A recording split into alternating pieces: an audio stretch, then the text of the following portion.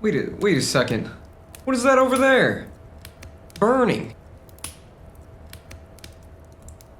It's sad but true, you guys.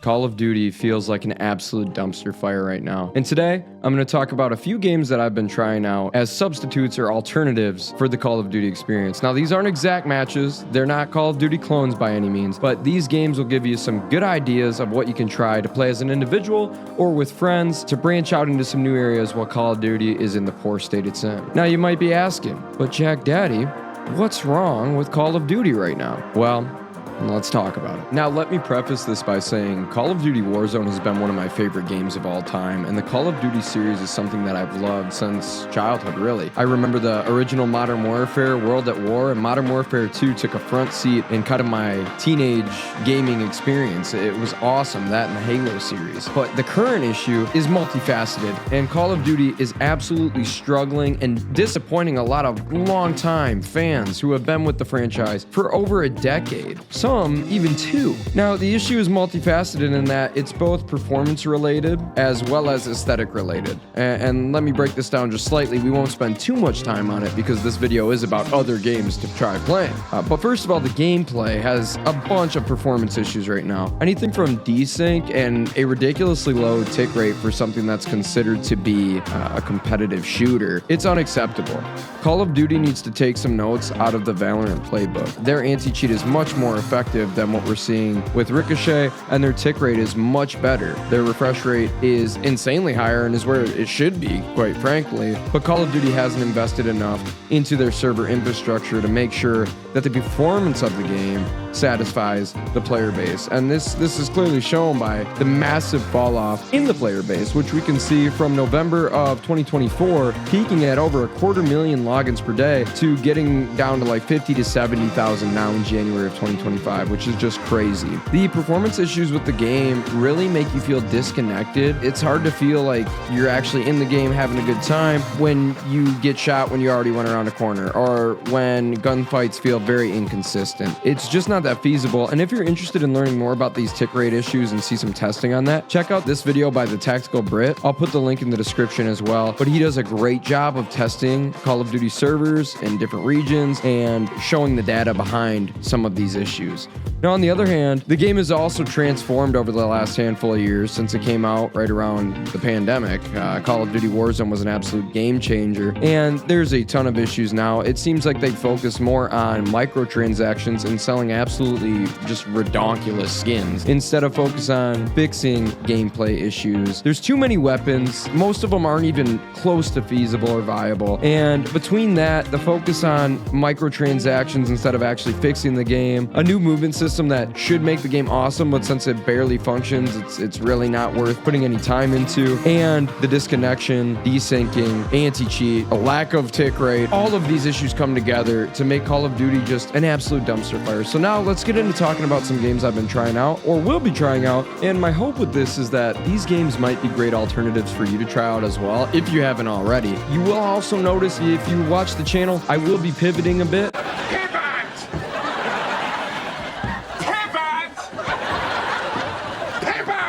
Of course, Call of Duty was the main game that I play on stream and for the videos that I make, but we're pivoting both the video style as well as the games we're going to be playing, so you can expect more variety from me. But with that being said, without further ado, let's get into some alternative games to play. The first alternative I want to dive into is called Marvel Rivals, and if you haven't played it yet, you surely should. First of all, this game is free to play, and if you're into the Marvel universe at all, it's got heroes galore for you to play as. Now, myself personally, I've never been into Marvel or DC.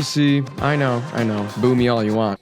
Oh, brother, this guy stinks! But between the kids at work talking about it and recommending it, and some of my friends online recommending it as well, I had to try it out, and to be quite honest, I'm not disappointed at all. Now, it does have some similarities to Call of Duty in terms of fast-paced action. This game delivers intense, fast-paced gameplay that's going to keep you moving, keep you shooting, and keep you engaged. There is also a focus on strategy, albeit very different than Call of Duty. It is going to be more team-based strategy, especially in how your team comp looks. And then there are also some competitive modes to allow you to play ranked, which quite honestly, I'm just about to unlock. Differences in these two titles though are, number one, that Marvel Rivals functions, so that's nice.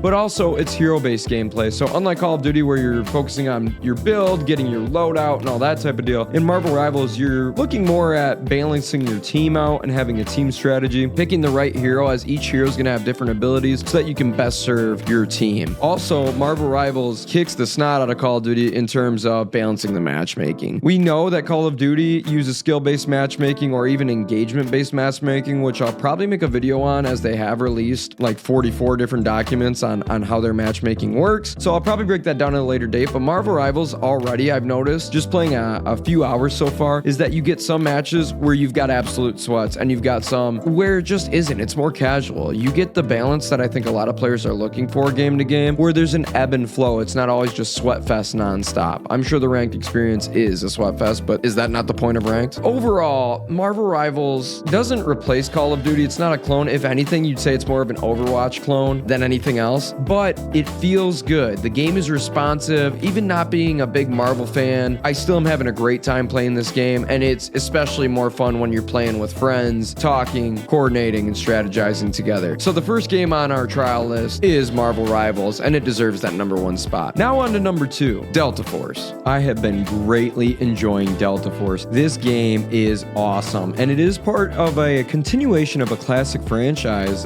making a comeback here. I actually was never aware of the original Delta Force games from the late 90s and then early 2000s, but for those of you that are, you'll be excited to hear that this game is back in full force, reviving the franchise. Now, it's not like Call of Duty. If anything, the warfare mode is more like that of what Battlefield used to bring us. And Battlefield isn't in the best state right now either, but for a free-to-play alternative, Delta Force's warfare mode is awesome. It's large-scale warfare with or without vehicles, depending on the game mode you pick. It's similar to Ground War if you want to compare it to something in Warzone, or Call of Duty rather, but it's most similar to Battlefield. It's a ton of fun. I can't recommend it enough for a free-to-play game. You've got nothing to lose but maybe a little memory on your system. Delta Force also has an operations mode, and this is where I've been having a ton of fun. Although I've only put a few hours into the game so far, I plan on putting a ton more into it. The operations mode is like Escape from Tarkov. I would call it Tarkov Light or Diet Tarkov. It's simplified down enough to be very learnable, yet complicated enough where I still have a ton to learn, although I have already made over my first million in in-game currency. 88K, we're above $1 million. We did it. We did it. Our first million.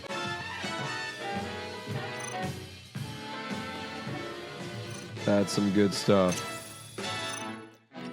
That is some good stuff, ladies and gentlemen.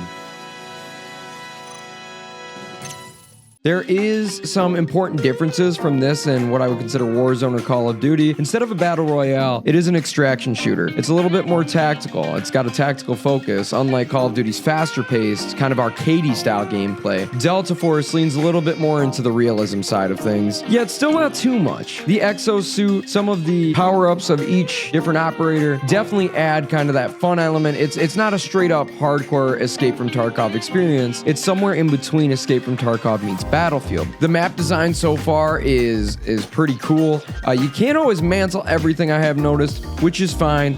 But once you learn the routes, there are some sneaky or cheeky little spots that you can use. And so far, Delta Force has been an absolute blast. I have been solo queuing quite a bit in this game, and I have noticed that I get a strong mix of people who are either very talkative and helpful, and some randoms that just are gonna do whatever they want no matter what, and fail to communicate. With that being said, I am looking forward to playing this game with a bunch of friends in a squad and just get going crazy on here with some massive loot extractions. Delta Force has been awesome for me. It's a refreshing change of pace. If you're tired of Call of Duty's chaotic and sometimes even shallow gameplay, this game gives you a whole different tactical decision-making environment where you can look for a little bit more immersive experience. I think is worth checking out. And if you like Battlefield at all, the warfare mode is a ton of fun too. I'm not going to go into all the sub-game modes in this, but there is a lot more than what I covered here, and I think it's super worth checking out. If you want to see it, I'll be playing on stream quite a bit too. Now, this game is only free to play on PC at the moment. It will be coming to console consoles in the near-term future. But for now, if you're not on PC, you're not really going to be playing, okay? Which I know sucks. But just wait it out, because I guarantee you, if they do a good job implementing this game on consoles, it is totally worth the wait. Now we have our third recommendation, and this one's going to be way different than the other two in that it's not only one game, but it's actually more of a category of games altogether. Sometimes the best gaming experiences seem to come from playing fun and cooperative games with friends. I'm sure everyone's been there. And if you're looking for something different to switch it up from competitive shooters or shooters in general, here are a couple great options that I've had fun with. Now, first, I'll talk about Chained Together, but before I get into that, I do want to say that playing these games has branched outside of my normal area of operations with Call of Duty or other shooters, but it has revitalized this feeling that I haven't felt in a long time gaming. But when we were younger and you used to just get on, have fun, get immersed with your friends, and you're just having a good time. It's not necessarily about being great at the game, but working with your friends, having those funny moments or scary moments and things like that. So I'd like to talk about party games in this section a little bit. First up is Chained Together. Now, if you remember from a couple years ago, the big hype with Only Up or other climbing games, this is exactly it. Besides, you're chained with your teammates. You can play with up to 4 people. I've only played with 2, but it is a ton of fun. You have to work together. You're literally chained together. So it forces teamwork and coordination to navigate challenging levels. Every jump and climb feels nerve-wracking, and it can lead to some really funny moments. Unlike Call of Duty, which can feel pretty frustrating and high stakes, Chained Together is all about having a good laugh while working through some pretty crazy obstacles with your friends. And while it can be frustrating when you fall, I found that every fall has either been funny or led to some pretty fun moments with the homies. Here we go. Ready? Go. Yep.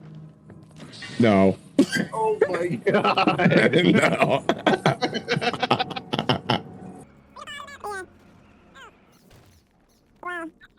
So, Rocket League?